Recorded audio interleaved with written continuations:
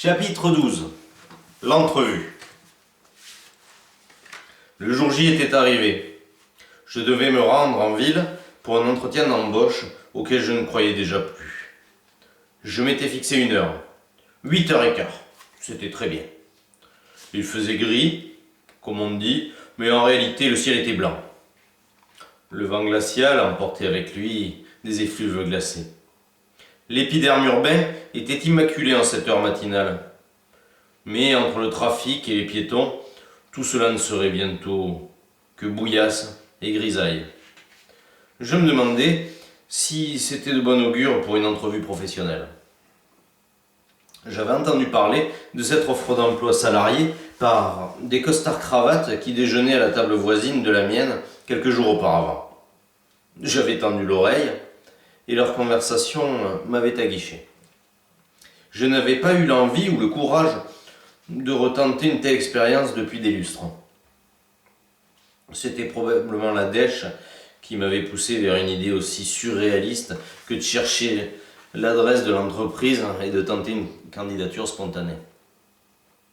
Après tout, ça ne mangeait pas de pain. Il me suffirait d'y aller, propre et rasé de près, muni d'un curriculum vitae présentable. Le poste concernait le dessin industriel, à ce que j'avais cru comprendre. C'était un domaine dans lequel j'excellais au cours de mes études, bien que je ne l'ai jamais exercé professionnellement. Un tel élan vers une vie posée ne m'était vraiment pas coutumier. C'était peut-être un signe. Le seul ombrage sur cet optimiste tableau était le ton suffisant et réservé des 2 peignes-culs que j'ai épiés quelques jours plus tôt comme un prédateur. On aurait dit 2 espions qui essayaient de sympathiser avec l'autre pour en savoir plus à propos d'un sujet d'État. On sentait bien que leur vague camaraderie n'était qu'artificielle. Ayant terminé le plat du jour, que servait cette gargote, je commandai un calva et me tassai dans mon siège pour profiter du spectacle et n'en rien perdre surtout. Ça donnait des trucs comme ça. Bien sûr, il ne pouvait pas être compétitif, il n'y a qu'à voir sa démarche, et puis on a cerné le personnage. Oh oui, c'est un rêveur, mais j'ai entendu dire qu'il a eu des problèmes. Vous avez entendu dire ça où? Oh, juste un bruit de couloir. Au fait, en parlant de bruit de couloir, vous étiez là quand M. Kessler a poussé sa gueulante? Non, quand ça? J'étais avant-hier, en 3e. On allait en réunion avec l'équipe du merchandising et on entendait derrière nous des dossiers qui volent, des éclats de voix. Oh, c'est dit sur qui? J'y arrive. Alors nous, un peu gênés, on va voir. Heureusement, il y avait sa grosse vache de secrétaire devant nous. On a tout vu. C'est vrai? Oh, c'est vrai qu'il aurait pu choisir une plus sexy quand même. Enfin bref. Là, on voit le miro de la pub qui ramassait ses dossiers éparpillés au sol. Il y en avait partout. Et en dessus de lui, rouge de colère, le président qui le traitait de tous les noms. J'aurais bien voulu voir ça. Enfin, après, on l'a pas trop asticoté à la réunion. Ils étaient puants. Se rassasiant du malheur de leurs collègues en proie à un véritable lynchage public. Je les écoutais, en dégustant mon digestif, jusqu'à ce qu'à 14h05, ils s'aperçoivent de leur avancée et partent brusquement en engouffrant leur tarte tatin avec des attitudes porcines. Ayant déjà réglé la note, je me levai et les suivis discrètement. Ils avaient une dégaine assez amusante, on aurait dit un revival d'Animal Farm joué par Laurel et Hardy de l'entertainment.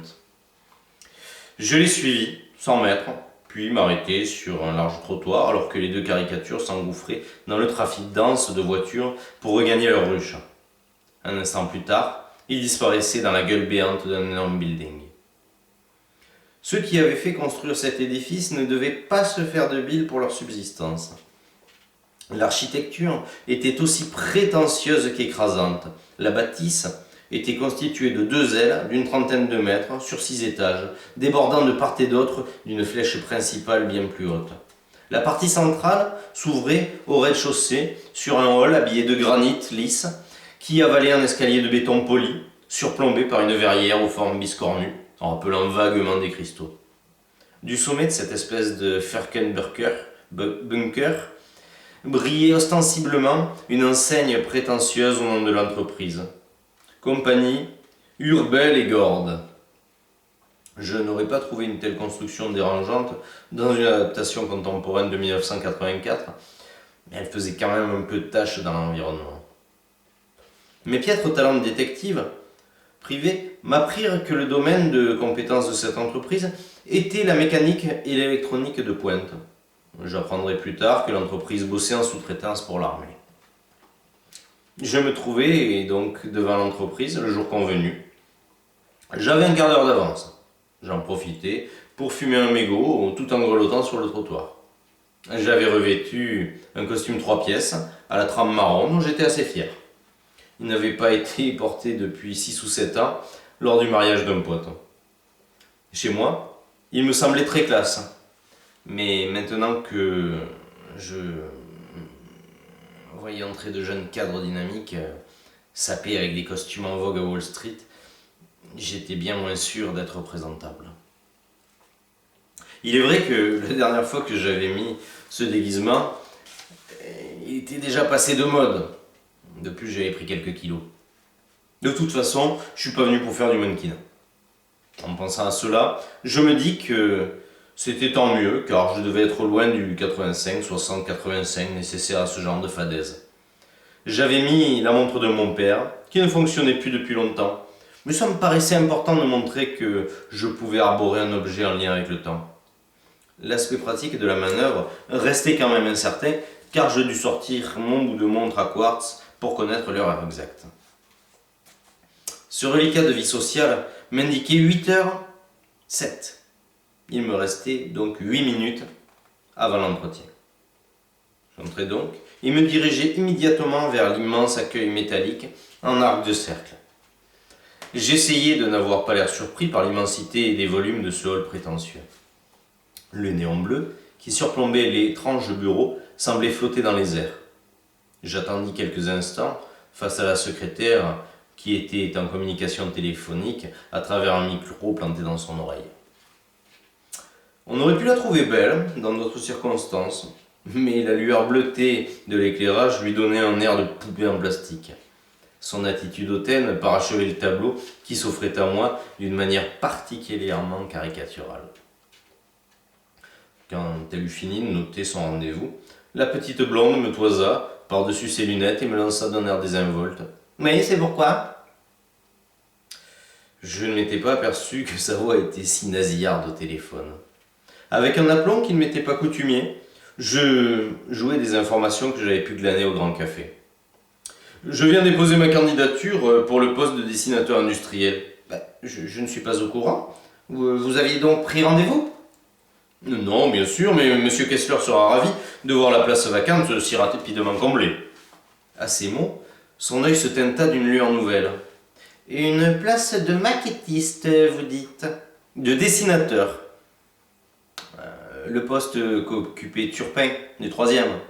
Du 4e, vous voulez dire ? Elle avait l'air décontenancée. Mon coup de bluff semblait fonctionner.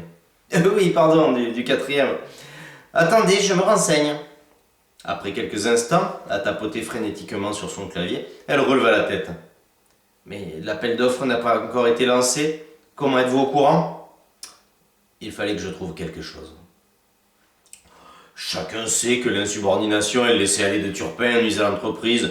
J'ai donc pris les devants. Tout en parlant avec une assurance exagérée, je lui tendis mon maigre CV, qu'elle rangea aussitôt dans une pochette de couleur violette. Bien, je vous remercie, monsieur, je ferai suivre, nous vous recontacterons. Je la saluai et pris congé d'un pas ferme. Il ne me semble pas avoir déjà réussi un tel coup d'éclat. J'avais fait appel à toutes mes connaissances cinématographiques pour ce rôle à contre-emploi, si je puis dire. Assurément, il ne me rappellera jamais. Par contre, moi, je n'oublierai jamais ce grand moment de théâtre. En y ressongeant, j'aurais été bien embêté s'il m'avait sélectionné. Je m'imaginais pourtant bien dessiner des pièces mécaniques au nanomètre, sachant pertinemment que celles-ci permettraient ensuite d'aller flinguer des Palestiniens ou des Kurdes à des centaines de bornes avec des télécommandes surpuissantes. Je crois avoir raconté cette histoire avec emphase à tous les gens que je connaissais.